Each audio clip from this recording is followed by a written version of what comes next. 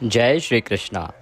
आप सभी को वैशाख मास के कृष्ण पक्ष की वरुथनी एकादशी की ढेरों शुभकामनाएं। प्रिय दर्शकों, आज के इस वीडियो में हम बात करेंगे कि वरुथनी एकादशी का व्रत किस दिन किया जाएगा, व्रत कैसे करना चाहिए, इसकी विधि क्या है, पूजन विधि क्या रहेगी, क्या खाना है क्या नहीं खाना है, क्या कार्य हैं जो इस दिन नहीं करने हैं, अन्यथा व्रत खंडित भी हो सकता है, कौन सी चीज़ें हैं जो आपको इस दिन नहीं खानी है, ये भी बताएंगे। शुभ मुहूर्त क्या रहेगा जब आपने पूजन करना है, साथ ही पारण का मुहूर्त क्या रहेगा।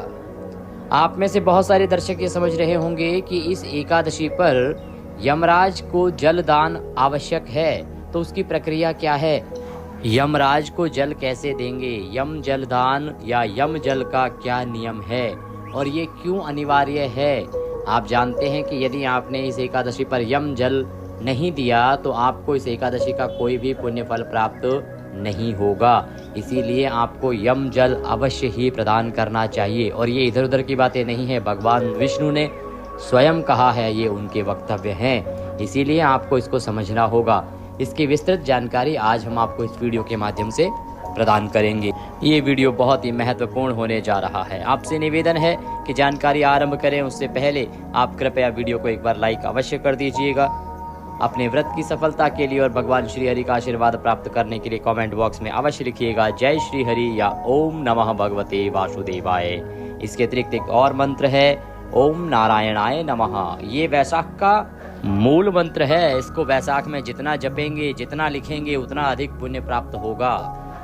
चैनल पर नए हैं तो चैनल को सब्सक्राइब कर लीजिए, क्योंकि आप देख रहे हैं देवभूमि ज्योतिष संस्थान का प्रतिष्ठित यूट्यूब चैनल देवभूमि धार्मिक। हम यहाँ जो भी जानकारी देते हैं वो पंचांग और ज्योतिष शास्त्र पर आधारित होती है, साथ ही पुराणों पर आधारित होती है। पुराणों में किसी भी व्रत आदि की जो कथा, पूजन विधि आदि वर्णित होती है वही हम आपको बताते हैं, और पंचांग और ज्योतिष शास्त्र में जो गणना दी गई होती है किसी भी तिथि के बारे में कि कौन सा व्रत कब कैसे करना है, वो जानकारी आपको प्रदान करते हैं। तो सही जानकारियाँ प्राप्त करने के लिए चैनल को सब्सक्राइब कीजिए और बेल आइकन के निशान को अवश्य दबाइएगा। सब्सक्राइब करने के बाद एक बेल का निशान बना हुआ आता है, जब आप उसको दबाएंगे, प्रेस करेंगे, उसके बाद ही आपको हमारे सारे वीडियोस मिलने आरंभ होंगे, अन्यथा आपसे वीडियोस छूटते जाएंगे।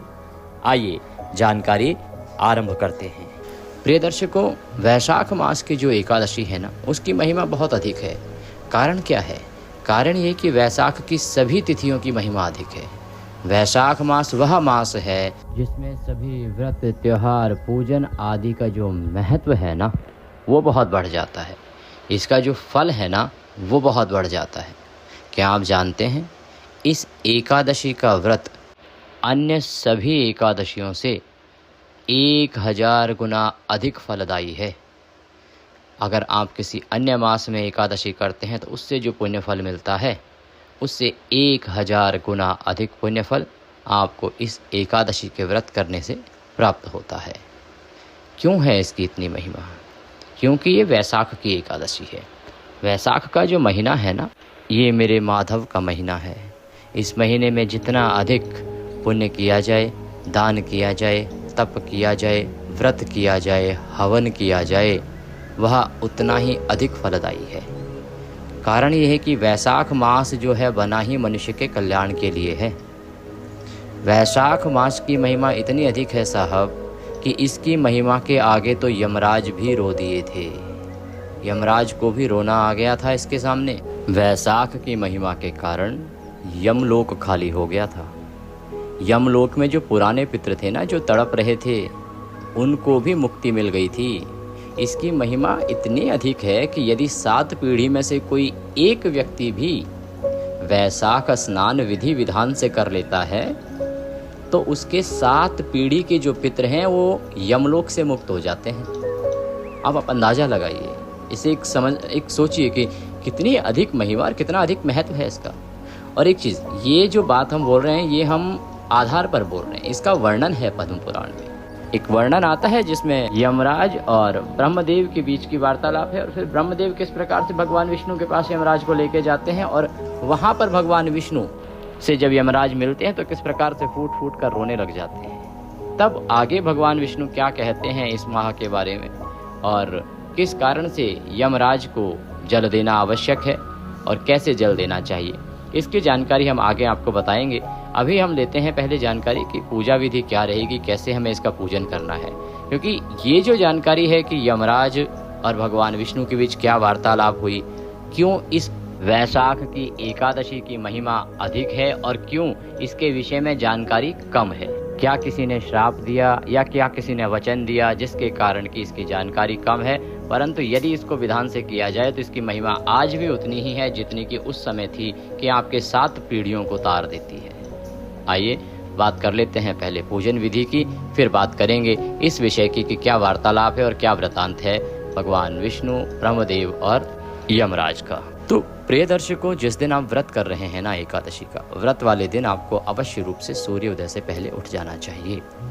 उठने के बाद स्नान आदि करके स्वच्छ वस्त्र धारण कीजिए। स्वच्छ वस्त्र धारण करके भगवान भास्कर को जल दीजिए। आपका जो पूजा स्थल है वहाँ पर पूजन के लिए आसन लगा के बैठ जाइए। अब आपको सामग्री भी होनी चाहिए कि क्या है वो सामग्री जिसका आप पूजन करेंगे।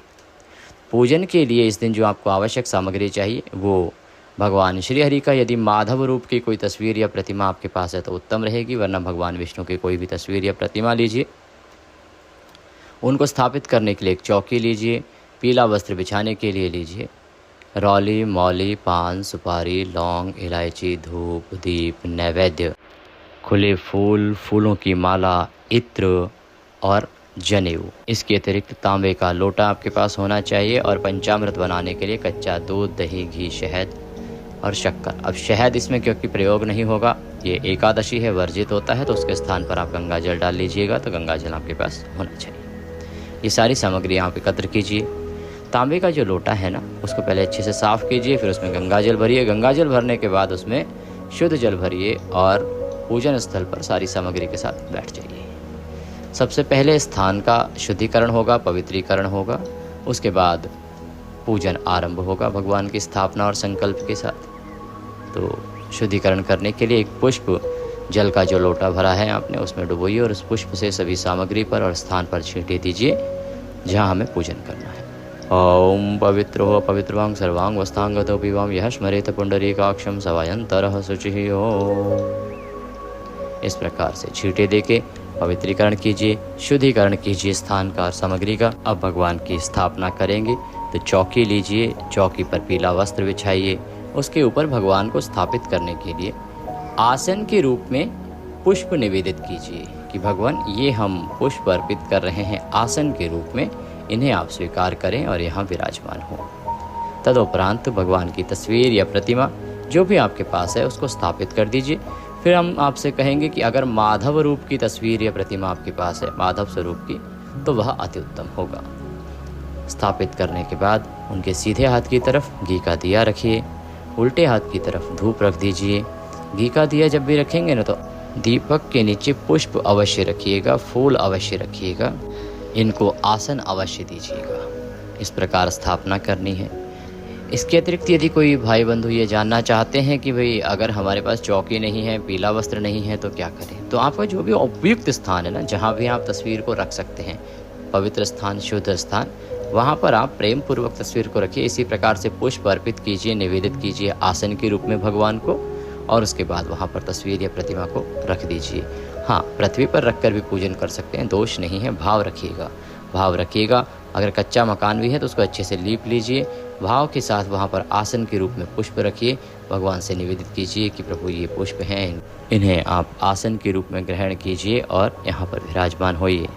इस प्रकार से निवेदित करने के बाद आपको स्थापना करनी है।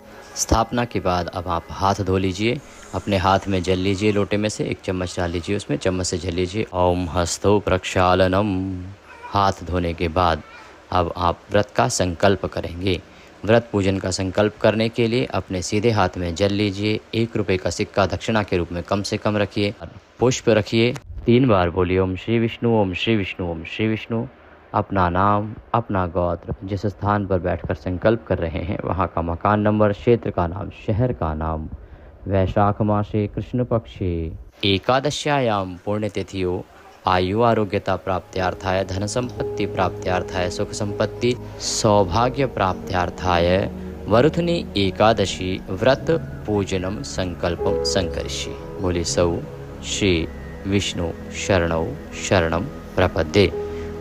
और वह संकल्प भगवान के चरणों में अर्पित कर दीजिए, चढ़ा दीजिए। अल्प के बाद अब हम भगवान का पूजन आरंभ करेंगे।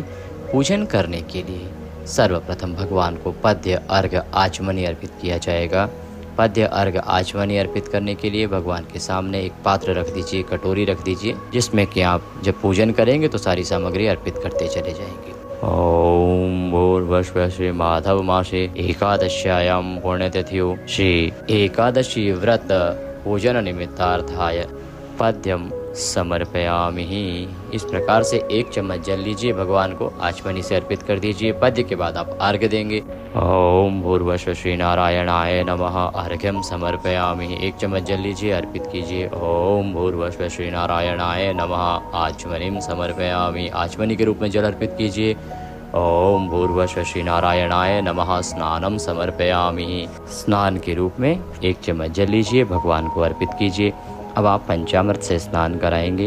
ओम भूर्भुवः श्री नारायणाय नमः पंचामृत स्नानम पंचामृतम समर्पयामि। तो पंचामृत को एक पुष्प पर लगा लीजिए, फूल पर, और वह फूल भगवान को अर्पित कर दीजिए। जिनके पास प्रतिमा है वो पंचामृत से नहलाइए भगवान को। पंचामृत स्नान कराने के बाद अब भगवान को शुद्धियोदक स्नान कराएंगे, शुद्ध जल से स्नान। ओम भूर्भुवः श्री नारायणाय नमः शुद्धियोदक स्नानम जलम समर्पयामि। शुद्ध जल से स्नान कराने के बाद भगवान को वस्त्र अर्पित करेंगे। वस्त्र के रूप में मौली का एक टुकड़ा तोड़िए और वह भगवान को अर्पित कीजिए। ओम भूर्भुवः श्री नारायणाय नमः वस्त्रम समर्पयामि। वस्त्रम उपवस्त्रम यज्ञोपवीतम। वस्त्र अर्पित करने के बाद अब आप यज्ञोपवीत भगवान को अर्पित करेंगे। यज्ञोपवीत क्या है? जनेऊ। जनेऊ लीजिए, जनेऊ पर तिलक कर लीजिए, रौली लीजिएगा ना, रौली से जनेऊ पर तिलक कर लीजिएगा और वह जनेऊ अर्पित कीजिएगा। ओम भूर्भुवः श्री नारायणाय नमः यज्ञोपवीतम समर्पयामि। यज्ञोपवीत अर्पित करने के बाद भगवान को तिलक कीजिए। ओम भूर्भुवः श्री नारायणाय नमः तिलकम समर्पयामि। तिलक लगा के फूलों की माला पहनाइए, पुष्प हैं तो पुष्प अर्पित कीजिए। ओम भूर्भुवः श्री नारायणाय नमः पुष्पम समर्पयामि माल्यार्पणम कुरु। माला पहनाइए, पुष्प अर्पित कीजिए। धूप दिखाएंगे और दीप दिखाएंगे। धूप और दीप आपने प्रज्वलित कब करने हैं? जब आप व्रत का संकल्प करना आरंभ करते हैं ना, तो दीप और धूप दोनों प्रज्वलित कर लीजिएगा। तो भगवान को पहले धूप दिखाइए, फिर दीप दिखाइए। ओम भूर्भुवः श्री नारायणाय नमः धूपम अर्पयामि। ओम भूर्भुवः श्री नारायणाय नमः दीपम दर्शयामि। धूप दीप दिखाने के बाद भगवान को नैवेद्य अर्पित करेंगे। नैवेद्य क्या होता है? आपके पास कोई मिठाई है तो वो चढ़ाइएगा, मिठाई ना हो तो फल लीजिएगा, फल भी ना हो तो मिश्री ले लीजिएगा, मिश्री भगवान को अर्पित कीजिएगा भोग के स्वरूप में। इसी को नैवेद्य कहते हैं। ओम भूर्भुवः श्री नारायणाय नमः नैवेद्यम समर्पयामि जलाचमनीम कुरु। इसके बाद जलाचमनी करेंगे, भोजन के अंत वाली। तो 1 चम्मच जल लीजिएगा आचमनी से और वह अर्पित कर दीजिएगा। ओम भूर्भुवः श्री नारायणाय नमः भोजनान्ते जलाचमनीम समर्पयामि। इस प्रकार से जल अर्पित कीजिए। जल अर्पित करने के बाद तांबूल अर्पित किया जाएगा। भोजन के बाद पान, तांबूल। तांबूल क्या होता है? आप पान का पत्ता लीजिए, उसमें 2 लौंग, 2 इलायची और 1 सुपारी रखिए और वह पान का बीड़ा बना लीजिए और भगवान को अर्पित कीजिएगा। ओम भूर्भुवः श्री नारायणाय नमः तांबूलम समर्पयामि। तांबूल अर्पित कीजिए। तांबूलम पूंगी फलम शुभ दक्षिणायाम शुभ दो वरदो भवः। अब आप दक्षिणा अर्पित करेंगे। दक्षिणा के रूप में जो भी राशि आप चढ़ाना चाहें ना भगवान को, वो चढ़ाइएगा। ओम भूर्भुवः श्री नारायणाय नमः शुभ दक्षिणायाम समर्पयामि।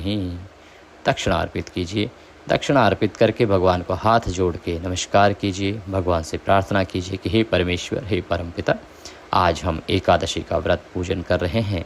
इस पूजन को आप स्वीकार करें और इस पूजन के साथ हम व्रत को सफलतापूर्वक कर पाएँ, इतनी हमें शक्ति और सामर्थ्य प्रदान करें। हाथ जोड़ के नमस्कार कीजिएगा। इसके बाद आपको कथा सुननी चाहिए। एकादशी की कथा सुनिएगा। एकादशी की कथा और साथ में विष्णु सहस्त्र नाम का श्रवण भी आपको इस एकादशी पर करना चाहिए। बहुत अधिक महिमा है विष्णु सहस्त्र नाम और एकादशी कथा की। एकादशी कथा तो आवश्यक होती ही है। एकादशी कथा यदि आप YouTube पर सुनते हो तो एक बात का ध्यान अवश्य रखिएगा कि YouTube पर बहुत से चैनल किसी भी कथा को एकादशी की कथा के रूप में प्रचारित और प्रसारित कर रहे हैं।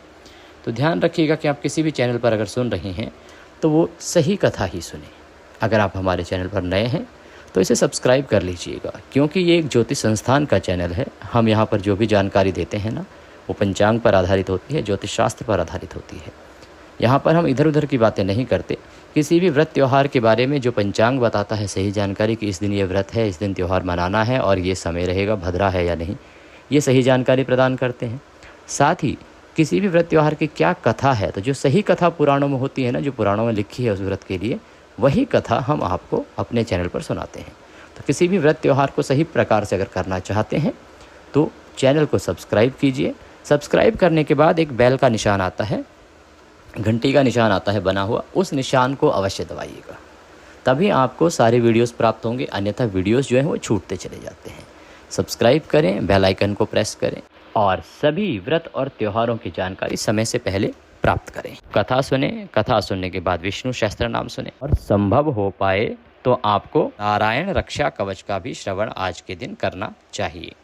नारायण रक्षा कवच हो, चाहे विष्णु सहस्त्र नाम और चाहे एकादशी की कथा, ये तीनों ही वीडियोस हम आपके लिए अपलोड करते हैं प्रत्येक एकादशी पर। तो कथा, विष्णु सहस्त्र नाम आदि सुनने के बाद भगवान की आरती कीजिए और उसके बाद प्रेम पूर्वक दिन को व्यतीत कीजिए। आप जो भी व्यापार करते हैं तो अपने व्यापार को देखिए, आप ऑफिस जाते हैं ऑफिस जाइए, आप अगर गृहिणी हैं आप घर के काम देखते हैं आप घर के काम देखिए, जो भी आपके कार्य हैं उनको देखिए। कुछ नियमों का ध्यान रखिएगा। नियमों में क्या है, जैसे कि दशमी तिथि से ही कुछ चीज़ों का परित्याग कर देना है, कांसे के पात्र में भोजन नहीं करना है, शहद का प्रयोग नहीं करना है, मसूर की दाल नहीं खानी है, चने का साग नहीं खाना है। इसके अतिरिक्त ब्रह्मचर्य का पालन आपने अवश्य रूप से करना है। दशमी तिथि से और पारण वाले दिन तक आपने ब्रह्मचर्य का पालन करना है। साथ ही आपने किसी के प्रति वैर भाव नहीं रखना है, किसी को अपशब्दों का प्रयोग नहीं करना है। शालीनता के साथ शुद्ध मन आचरण से आपने अपना दिन व्यतीत करना है। किसी के प्रति छल कपट की भावना मन में नहीं आनी चाहिए। इस प्रकार से आप अपना दिन व्यतीत कीजिएगा। सायंकाल को संभव हो तो कीर्तन कीजिएगा और रात्रि काल को संभव हो तो जागरण कीजिएगा। और पारण वाले दिन आपको सुबह सूर्य उदय से पहले अवश्य ही उठ जाना चाहिए। अब हम पारण के दिन की बात करें, उससे पहले अब जानना आवश्यक ये हो जाता है कि किन कारणों से इस एकादशी पर यमदेव को या यमराज को जल देना अनिवार्य है। क्यों आपको जल देना चाहिए, इसका क्या वृतांत है। देखिए, पुराण में एक वृतांत आता है कि एक समय ऐसा आया कि जब यमलोक खाली हो गया, क्योंकि पृथ्वी पर जितने भी लोग थे सब वैशाख नहाने लगे, वैशाख का स्नान करने लगे, और इस कारण से जो यमलोक है वो खाली हो गया। क्योंकि वैशाख स्नान करने से आपके 7 पीढ़ियां तर जाती हैं। ऐसे हालात आने पर यमराज जो हैं वो परेशान होकर ब्रह्मदेव के पास गए। उन्होंने ब्रह्मदेव से प्रार्थना की कि हे ब्रह्मदेव, इस प्रकार से अगर होता रहा, लोग इस प्रकार से वैकुंठ जाते रहे, तो मेरा तो लोक ही खाली हो जाएगा। मैं क्या करूँगा प्रभु, मेरे स्थान का तो कुछ औचित्य ही नहीं रह जाएगा और मुझे पूछेगा कौन। तो मेरी रक्षा करें, मेरे स्थान की रक्षा करें। ब्रह्मदेव ने कहा कि देखिए, ये तो भगवान विष्णु ही इसका कुछ हल दे सकते हैं, हमें उनके पास चलना चाहिए। भगवान विष्णु के पास ब्रह्मदेव यमराज गए। यमराज रोने लगे, भगवान विष्णु से प्रार्थना करने लगे कि प्रभु मेरी रक्षा करें, मेरी रक्षा करें, क्योंकि मेरे धाम में तो अब कोई आता ही नहीं है। आपने ये जो वैशाख मास बना दिया है और इसकी महिमा इतनी अधिक कर दी है कि इससे लोगों को इतना अधिक पुण्य प्राप्त हो रहा है।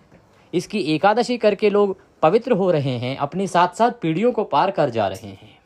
तो प्रभु, ये मेरे साथ अनुचित व्यवहार है, मेरा कुछ हल निकालिए।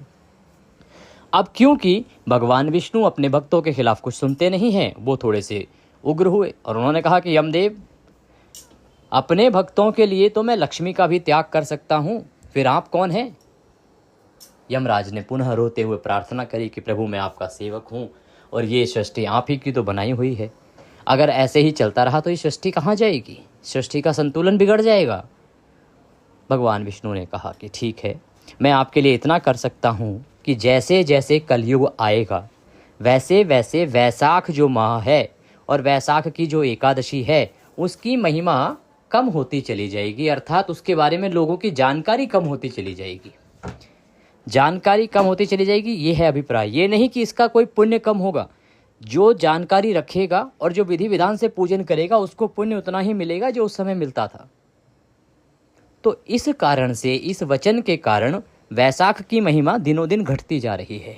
लोगों को पता ही नहीं होता कि वैशाख कितना महत्वपूर्ण महीना है और वैशाख की जो एकादशी है उसका पुण्य कितना अधिक है। केवल इस वचन के कारण उसकी महिमा विलुप्त होती जा रही है। हमारा उद्देश्य है आपको सही जानकारी प्रदान करना, क्योंकि पुराण कहते हैं कि श्रेष्ठ मास जो है वो वैशाख है, इसीलिए वैशाख में आने वाले सभी त्योहार श्रेष्ठ होते हैं। यमराज ने कहा, प्रभु इतना तो ठीक है पर इससे काम नहीं चलेगा, क्योंकि वैशाख में तो लोग फिर पूजन पाठ करेंगे और मुझे इतने में संतुष्टि नहीं है। मुझे वैशाख की पूजा में हिस्सा चाहिए। आप कुछ ऐसा करें जिससे कि वैशाख में लोग मेरी भी पूजा करें, मुझे भी हिस्सा दें। तो भगवान विष्णु ने कहा कि ठीक है यमदेव, वैशाख मास में लोग जितनी मर्जी पूजा पाठ करें, जितना एकादशी का मर्जी व्रत करें, जितनी मर्जी कथा श्रवण करें, उनको पुण्य तो उतना ही प्राप्त होता है। लेकिन यदि उन्होंने यमदेव को प्रतिदिन जल अर्पित नहीं किया तो उनका ये पुण्य जो है, ये जो पुण्य कर्म है, जो उन्होंने धर्म कर्म किया है, इसका कुछ फल प्राप्त नहीं होगा। पुनः बता दे कि वैशाख मास में प्रतिदिन यदि आपने, और अगर प्रतिदिन नहीं तो एकादशी के दिन आपने अवश्य रूप से यमराज को 1 लोटा जल अर्पित करना है। अन्यथा भगवान विष्णु स्वयं कहते हैं कि आपको इस दिन के व्रत पूजन का भी कोई फल प्राप्त नहीं होगा। तो स्नान आदि करने के बाद स्वच्छ वस्त्र धारण करके जैसे आप सूर्य को अर्घ्य देते हैं उसी समय 1 लोटा जल लीजिएगा और दक्षिण दिशा की ओर मुख करके, दक्षिण साउथ की ओर मुख करके यमराज का स्मरण करके जल दीजिएगा। हे यमदेव, हम आपको यह जल अर्पित कर रहे हैं, इसको आप स्वीकार करें। मंत्र बोलिएगा, ओम नारायणाय नमः, ओम नारायणाय नमः, ओम नारायणाय नमः। आपका जो एकादशी व्रत पूजन है ये सफल होगा। व्रत के साथ साथ पूजन का फल भी उत्तम होगा। तो इसका विशेष ध्यान रखिएगा कि आपने यमराज को इस दिन 1 लोटा जल अवश्य रूप से अर्पित करना है। लोटा पीतल या तांबे का लेना। अब बात करते हैं कि एकादशी का पारण कैसे करना है और एकादशी का व्रत किस दिन करना है। देखिए दर्शकों, पारण का ना, जो आप बाकी कुछ समझे ना समझे, पारण का जो समय है निर्धारित, उसका एक नियम है। कानून ये है कि एकादशी का पारण व्रत के अगले दिन सूर्योदय के बाद और द्वादशी तिथि के पहले 5.5 घंटे निकल जाने के बाद होता है, क्योंकि पहले 5.5 घंटे द्वादशी के हरिवासर का समय होता है। इन 3 सिद्धांतों को अवश्य रूप से हमें ध्यान रखना चाहिए। इसके आधार पर ही इसका जो पारण है उसका निर्धारण होता है। पूजा विधि, पूजा के साथ जो आवश्यक होती है वो होती है पुष्पांजलि और क्षमा प्रार्थना। इसका भी ध्यान विशेष रूप से रखना चाहिए। ये हम आपको विस्तृत रूप में पारण के वीडियो में बताएंगे, क्योंकि ये वीडियो पहले ही बहुत बड़ा हो गया है। तो पारण का वीडियो आप अवश्य देखिएगा। बात करते हैं कि अब आपने एकादशी का व्रत करना किस दिन है और पारण का समय क्या रहेगा। देखिए, वैशाख मास के कृष्ण पक्ष की एकादशी, जिसका नाम है वरुथनी एकादशी। तो एकादशी तिथि जो है ना, वो 23 अप्रैल बुधवार को शाम को 4:43 से शुरू होगी और 24 अप्रैल गुरुवार को दोपहर को 2:32 तक रहेगी। ऐसे में 24 अप्रैल गुरुवार को एकादशी सूर्य के मुख से है और द्वादशी तिथि भी इसमें आ रही है, इसीलिए ये श्रेष्ठ व्रत होगा। तो आपको एकादशी का व्रत करना है 24 अप्रैल को, 24 अप्रैल गुरुवार को। पारण आप 25 अप्रैल को करेंगे। पारण का हमने निर्धारण कैसे होता है ये आपको बताया है। तो इसके अनुसार जो पारण के लिए शुभ मुहूर्त निकल कर आ रहा है ना, वो समय आ रहा है 25 तारीख को, अर्थात 25 अप्रैल को प्रातःकाल 6:03 से और 8:17 तक। इस समय में आप पारण कीजिएगा, उत्तम रहेगा। बाकी पारण की विस्तृत जानकारी के लिए वीडियो अवश्य देख लीजिएगा, क्योंकि इसके पारण के जो नियम है उनको जानना भी आवश्यक है। अगर पारण सही विधि से ना किया जाए तो भी आपको पुण्यफल प्राप्त नहीं होता है। ये थी जानकारी एकादशी के बारे में कि एकादशी कब है, व्रत कैसे करना है, कब करना है। जानकारी थोड़ी भी अच्छी लगी हो तो कृपया लाइक अवश्य कर दीजिएगा। कमेंट बॉक्स में अवश्य लिखिएगा जय श्री हरि या मूल मंत्र ओम नारायणाय नमः। भगवान सबका कल्याण करेंगे।